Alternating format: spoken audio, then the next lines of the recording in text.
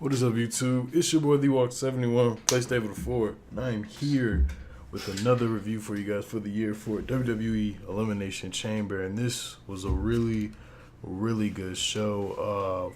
Top to bottom, a lot of the matches delivered, except for one match that I really didn't even care for. But other than that, the ending of it was perfect. I really like what they did with Kofi Kingston and Daniel Bryan in the Elimination Chamber match for the WWE title. That was pretty cool. But let's get right into it because I'm trying to get this video out as quick as possible.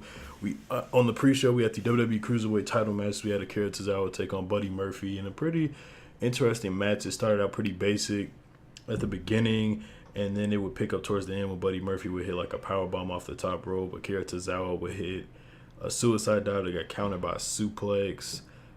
There was one false finish where Akira Tozawa hit the top rope senton off the ropes onto Buddy Murphy for a near fall.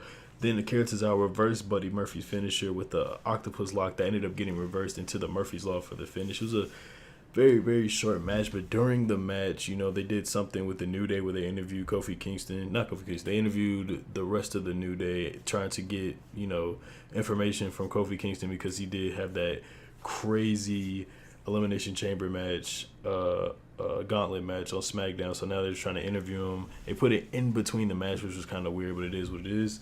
We open up the actual show with the first of the two Elimination Chambers matches. We had the women's tag team Elimination Chamber match for the WWE Women's Tag Team titles, first ever tag team titles in this new era WWE wants to call it. We had Naomi, Carmella versus Sonya Deville and Mandy Rose, who are now the new name called Fire and Desire, which is pretty weird.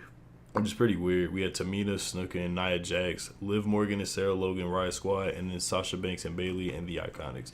This match was better than what I expected. I expected it to be the most basic match, and it actually delivered for the most part. It started out with two teams that lost their individual tag matches on TV, as we had Sasha Banks and Bayley and Fire and Desire, whatever the fuck you want to call them. We started off the match with them two going at it for a minute, and then Riot Squad came in eventually, and then Iconics came in, and they actually were serious for the most part until they started doing their stuff that they do.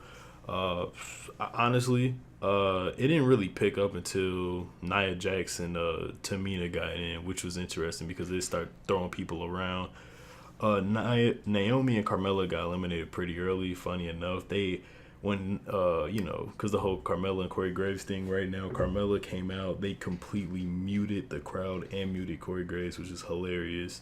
And then they got eliminated pretty quickly. They got them out of there. The Iconics eliminated them with a very interesting pin. Then Tamina Snuka and Nia Jax ended up just literally throwing them across the cage and just eliminated them, got them out of there.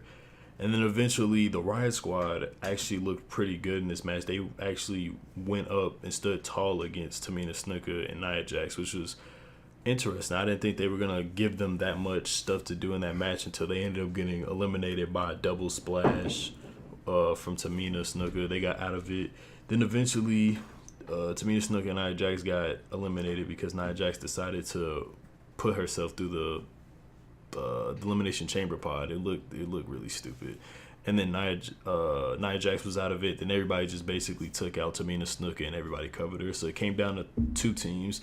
Came out to Sonya Deville, Mandy Rose, and Bayley and Sasha Banks. Now, the last couple of minutes of this match was actually really interesting because I thought Sonya Deville and Mandy Rose was going to win because I'm pretty sure WWE is trying to do something with Mandy Rose and making her a top star. So they had the little false finish where Mandy Rose hit her finisher for a near fall. Sonya Deville speared Bayley on some type of support beam that looked like it broke her back. And eventually we got to the end of the match where Sasha Banks just made Mandy Rose tap out with an interesting bank statement. And yeah, we have brand new WWE Women's Tag Team Champions as we have the Boston Hug Connection, Sasha Banks and Bayley, probably the best team to win this. I thought they would have done Tamina and Nia Jax to win the titles just by the way they've been pushing them on TV for the past couple of months. But I like this that they won. You know, they're trying to set up this 4-horsewoman thing, so that should be interesting. After that, they cut a promo basically saying that they've been trying to do this for a long time and they finally did it, so that's that. So we come back from commercial. We get our next match, which is ironically another tag team titles match. We have the Usos versus Shane McMahon and The Miz for the SmackDown tag team titles. If you saw the previous video, then you would know that Shane and The Miz won the SmackDown tag titles from The Bar at Royal Rumble in a match that I did not care about. This match actually wasn't that bad of a match. It was actually pretty good. The Usos took it to The Miz and Shane McMahon. There was big spots where Shane McMahon jumped off the top rope through the table, as he does through all his matches, and then got up as if nothing happened. There was a sequence towards the end between Jimmy Uso and The Miz where they were trading off finishers. He had a super kick. Miz countered the splash. He tried to hit a skull. He hit the skull crusher finale. Jimmy Uso kicked out of it and then reversed the pin into a crucifix pin and won the tag team titles like that. And that was actually pretty good. I'm happy that the Usos are once again tag team champions because they are the best tag team in WWE in my humble opinion. It was actually a good match. It was one of the matches I wasn't looking forward to just because Shane McMahon and The Miz doesn't need to be a tag team and Shane McMahon doesn't need to be a champion. But overall, it was pretty cool. After the match, The Miz had this mad look on his face. I thought he was going to attack Shane McMahon and turn heel again or whatever, but it's whatever. So then after that, we got the next match. We had a 1-on-2 handicap match for the Intercontinental Championship as we had Finn Balor versus Lio Rush and Bobby Lashley in a 2-on-1 match. And to sum up this match, essentially, Lio Rush and Bobby Lashley just attacked Finn Balor for, I don't know, about 20 seconds of the match. It was a very long time. Then eventually Finn Balor got out of it, took out Bobby Lashley, hit the coup de grace on Lio Rush, pinned him, and Finn Balor is the new Intercontinental Champion, which is actually pretty good. It's a title he should have won a long time ago. I had him winning at WrestleMania last year. He should have been champion then, but it's cool that they're finally giving it to him. They're finally doing something with Finn Balor, so I'm happy about that. Then after that, we get this part. Okay, so we have Charlotte Flair come out. You know, if you've been paying attention to Raw, I'm putting finger quotations, they switched the main event or the match between Rousey and Becky Lynch to Rousey and Charlotte Flair for the story, and basically Becky Lynch is supposed to be suspended. So she comes out, cuts a promo. Then we get the Raw Women's title match between Ruby Riott and Ronda Rousey. This match lasts all of 5 seconds. Ronda Rousey dressed up as Sonya Blade because she's going to be Sonya Blade in Mortal Kombat 11. They pretty much just buried Ruby Riott. She got tossed around all stupid, got hit with the Piper's Pit, and then tapped out easily. So after the match, we had a face-off between Ronda Rousey and Charlotte. Then Becky Lynch came out the crowd, even though she's suspended. Now, this part, I've had 2 feelings about it. I liked it because it showed Becky Lynch just beating everybody once again, but it also was stupid because she's supposed to be suspended, so she can't just show up, and then the security showed up like 20 minutes later. So Becky Lynch came in on both crutches, came into the ring, and just attacked Charlotte with the crutches. Then eventually attacked Ronda Rousey with the crutches and just took both of them out. She actually busted open Ronda Rousey, like she started bleeding from the side of her head. Then eventually the security guards came, but they didn't arrest her. They just took out the arena. That's very inconsistent. I think if you're going to have her suspended, like they should have had security out in like 5 seconds, because if a regular person did that, the security would have been out there in no time. So that's my only complaint about that. I don't know what they're going to do leading forward to make this match at Mania, because we do have a whole nother pay-per-view coming up next, which is Fastlane before WrestleMania. So I don't know what they're going to actually do.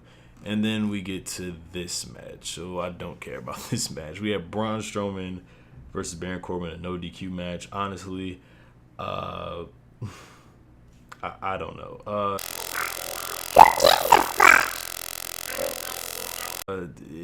It wasn't that good of a match. It was a no DQ match. This was the match I wasn't looking forward to the most.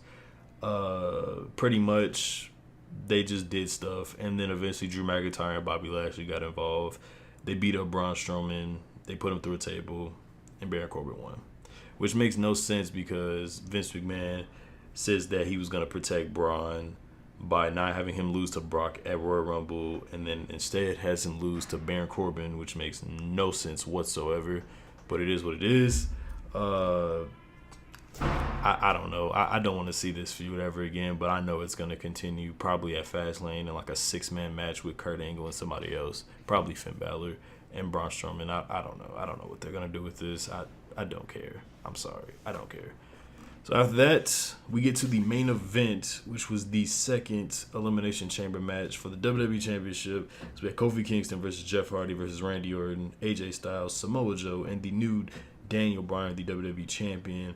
This Elimination Chamber match actually was good. It was good. I don't remember the last time I seen a bad Elimination Chamber match from WWE, so this was interesting. It started off with Joe and Daniel Bryan, and basically Daniel Bryan this entire match is just trying to run around opponents, and he tried to do that with Samoa Joe until they basically just started fighting each other, and Joe was chopping the crap out of Daniel Bryan.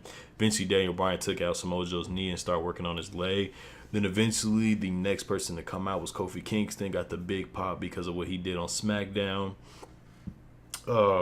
He went in, he fought Kofi Kingston. Kofi Kingston fought Daniel Bryan, and he fought Samoa Joe, and they were basically just going at it until the next person came out, which would happen to be AJ Styles. AJ Styles came out. Was it AJ Styles or was it? Yeah, it was AJ Styles. So AJ Styles eventually came out. There was one clean spot he did where Daniel Bryan was trying to climb the Elimination Chamber, and AJ Styles hit a phenomenal forearm to the back of his neck. That was pretty interesting. Eventually, Samoa Joe got eliminated first, which is interesting because I didn't think they would just do Samoa Joe like that, because Samoa Joe, out of all 6 of the men, have been pretty much has looked dominant on TV. But it is what it is. Then Jeff Hardy eventually came out. They went at it. It was just all types of stuff that happened. You just have to watch it to see it, because the match was just regular for the most part until we got to the last 10 minutes between the exchange between Kofi Kingston and Daniel Bryan. But let's see, Randy Orton came out. He caught AJ Styles in mid phenomenal form with an RKO. He didn't catch him in midair. He just hit him with an RKO. Eliminated him. Then it came down to 3. Randy Orton hit a DDT on Kofi Kingston. He saw Daniel Bryan try to go for the running knee, so he hit him with a power slam. And eventually Kofi Kingston hit Randy Orton with the Trouble in Paradise and eliminated him. Also, Jeff Hardy got eliminated. I forgot to mention, he hit a swanton bomb off the chamber pod onto Jeff Hardy, who was laying on the top rope, and got eliminated somehow because, I don't know. So it came down to the final 2, which was Kofi Kingston and Daniel Bryan. They went at it for a good 10 minutes with the crowd going nuts. The crowd went crazy because there was so many times where it looked like Kofi Kingston was really going to win the WWE Championship because he kicked out of a running knee. He escaped the yes lock. He hit the Trouble in Paradise, and I thought he won before Daniel Bryan kicked out of it. Then it got to a point where they just started kicking each other. Kofi Kingston got kicked in the chest a bunch of times. And then they climbed to the top of the chamber. There was a near superplex spot before Kofi Kingston pushed Daniel Bryan off, tried to go for a splash. Daniel Bryan moved out the way, hit the running knee, pinned Kofi Kingston. Daniel Bryan, the best thing on SmackDown right now is Daniel Bryan. So he was able to beat Kofi Kingston, left the ring. We get the last minute or so of the pay-per-view, and the last minute or so is essentially Kofi Kingston getting a standing ovation from the crowd, and then the New Day came out and they carried Kofi Kingston basically back. I thought they were going to do a heel turn with Big E, but I guess not. I hope they don't do it. I hope the New Day stays together forever, but they go on to do their own thing, like what they were doing with Kofi. This is interesting. I don't know what's going to happen between Kofi now and WrestleMania. I don't know if they're going to do a New Day match, a New Day tag match, or if they're just going to have Kofi do a singles match. I don't know what's going to happen, but this was overall a good show. I like this show. For the most part, everything was good except for, the Baron Corbin match, but who cares? Yeah, it was good. I'll give the show a B+. Give the show a B+. The chamber matches delivered. The show ended quickly, so I can give WWE that. And this is the first time in a long time that WWE has had me at the edge of my seat, because I really thought Kofi Kingston was gonna win the match. I thought he was gonna win. But overall, good show. We got one more pay-per-view before WrestleMania. We got Fastlane, so let's see what WWE is actually gonna do with that. As for me, comment, favorite, subscribe. Do to support me. Follow me on all my social media links down in the description below. Anyway, guys, I'm out. Peace.